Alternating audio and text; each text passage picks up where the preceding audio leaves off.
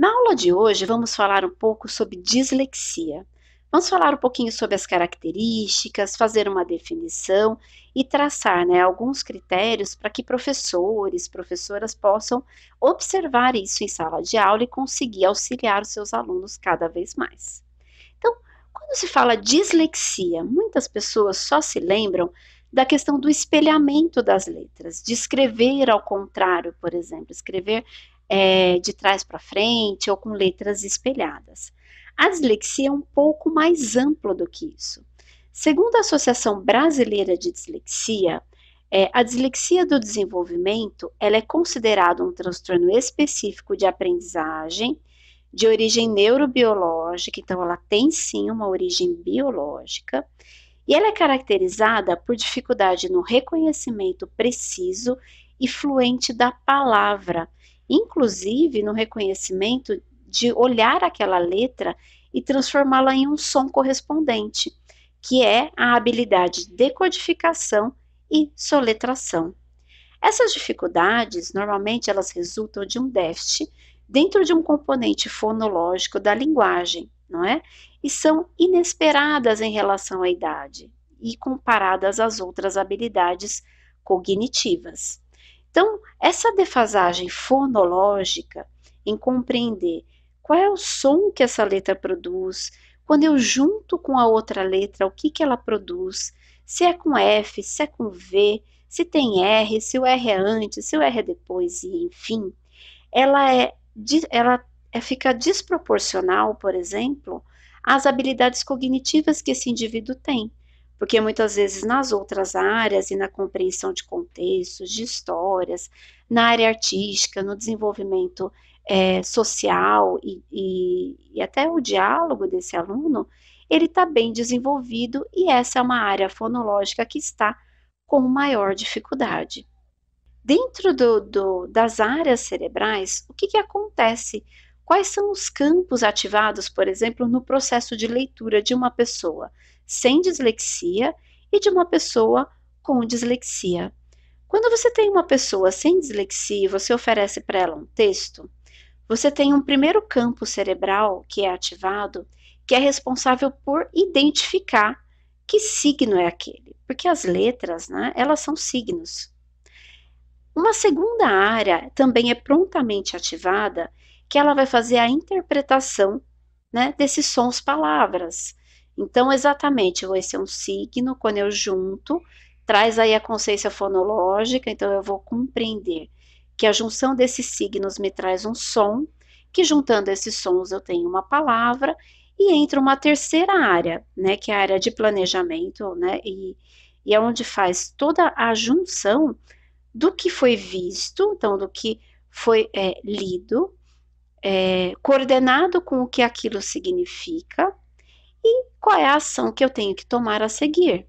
Então, se eu leio lá, tem lá a placa, o P, o A, o R e o E, eu preciso juntar o P com A para ficar um pá, não é? E fazendo essa junção pare, compreender que aquilo me traz uma ordem, me traz uma atenção, uma atitude que eu preciso tomar. Quando você vai fazer a pesquisa no cérebro de pessoas com dislexia, a primeira área da identificação dos signos, coordenada com essa área que vai juntar a questão da consciência fonológica e o significado da palavra, elas são pouco ativadas durante o processo de leitura. Em compensação, você tem as áreas de planejamento muito ativadas, inclusive ativando até o outro lado, o outro hemisfério cerebral, também na área de planejamento. E é por isso que durante a leitura, durante a escrita, nas atividades onde é exigido a leitura e a escrita, o desgaste físico, o cansaço mental, ele é intenso numa pessoa com dislexia. Então, quando é dito que você tem lá, garantido pela legislação, um tempo maior para executar suas atividades, um tempo maior para você executar uma prova, por ser uma pessoa com dislexia, porque o seu desgaste é mais intenso do que as outras pessoas. E isso precisa ser reconhecido para que haja igualdade de condições, porque é uma desordem neurobiológica, né? Muitos são taxados aí de preguiçosos ou que não aprendem, e eles começam a trazer essas marcas, né, desde muito pequenos.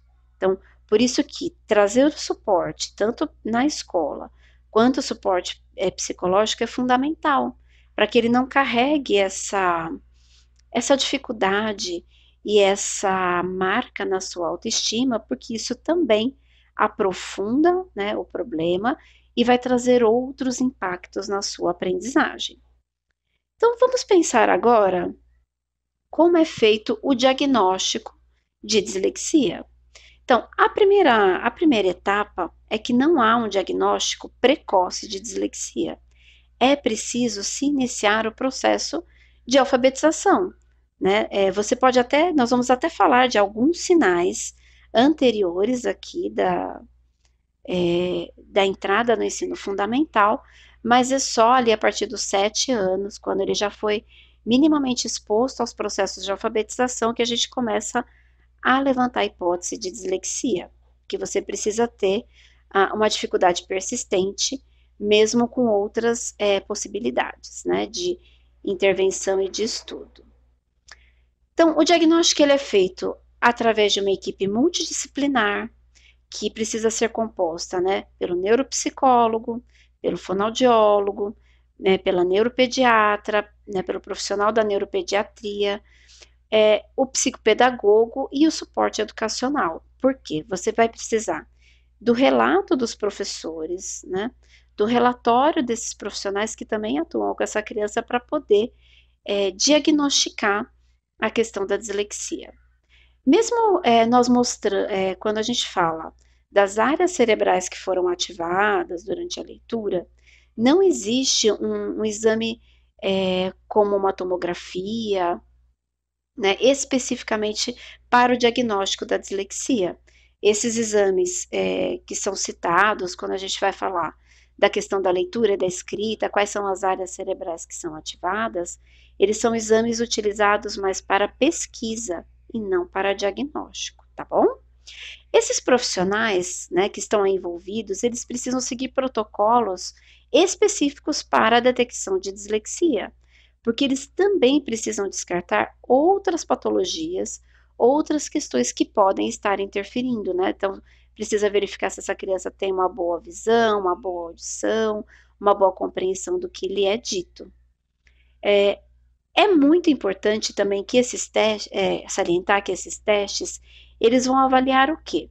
A capacidade de atenção focada, atenção desfocada, a memória de curto, de longo prazo, a questão do planejamento, né, as áreas de planejamento, se há ou não déficit de linguagem, de percepção auditiva e de percepção visual.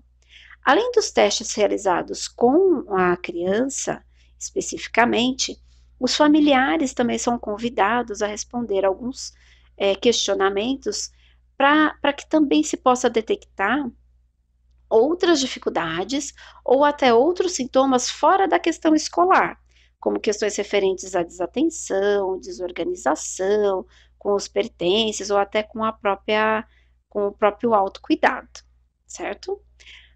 Então, nós falamos que a dislexia é um transtorno específico, resultante aí, de um déficit dentro da interpretação fonológica da linguagem, que é desproporcional às habilidades para a idade. Então, o indivíduo tem as suas outras habilidades preservadas, mas na hora de processar a informação, né, escrita, tem muita dificuldade.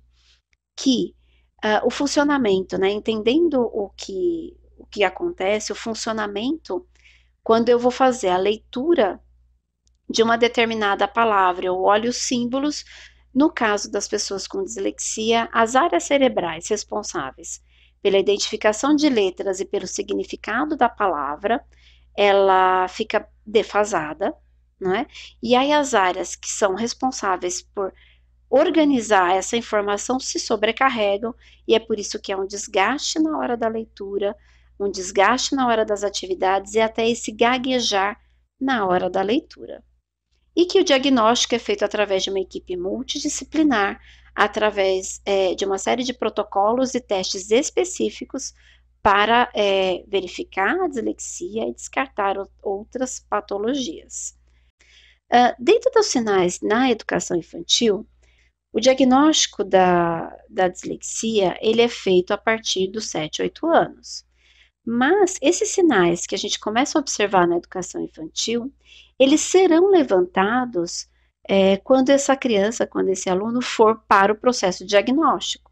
Então, é importante que a gente tenha alguma referência sobre isso.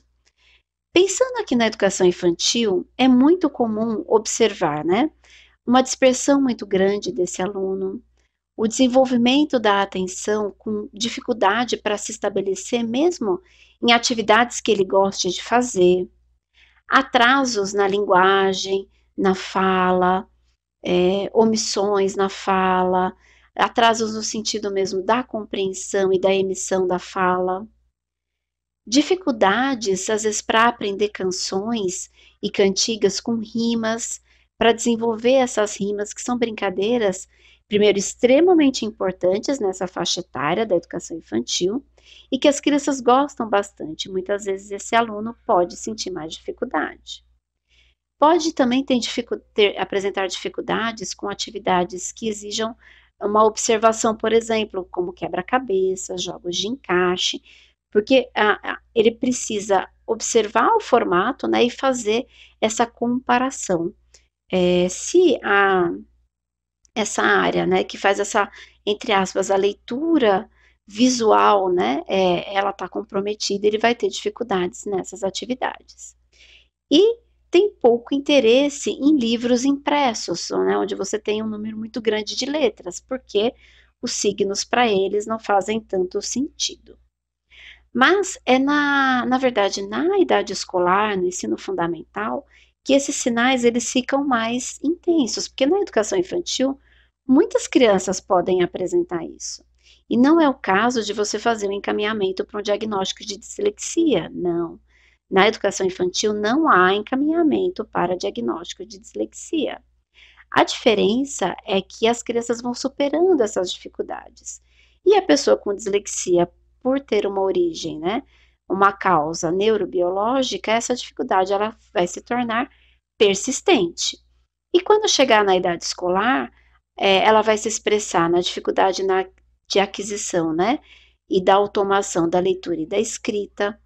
Essa desatenção e essa dispersão vai ficar mais intensa devido ao cansaço, né, que esse tipo de atividade propõe. Dificuldade em organizar o caderno, em copiar do livro, copiar da lousa. Muitas vezes não termina as atividades, não dá sequência. Vão apresentar um conhecimento muito pobre sobre rimas, que são os sons iguais aí no final das palavras, ou sobre aliteração, que são os sons iguais no início da palavra, não é? Então, eles têm muita dificuldade com esse tipo de jogo fonológico mesmo. Apresentam dificuldades na coordenação motora fina, então na questão das letras, ou até no empobrecimento do desenho, ou na coordenação motora grossa, quando você tem atividades como jogo, dança, jogo de voleibol. Desorganização geral, né? Então, com atrasos nos trabalhos, dificuldade para coordenar calendário, entrega de um cronograma para entrega, enfim, do que ele precisa fazer. A desorganização em relação ao seu material, confunde normalmente direita e esquerda. Eu sei que muita gente confunde, mas no caso da pessoa com dislexia, isso é muito intenso, não é? E como é permanente, eles têm que desenvolver uma estratégia, porque ela não é transitória, né? Ela é permanente, ela dura mais tempo.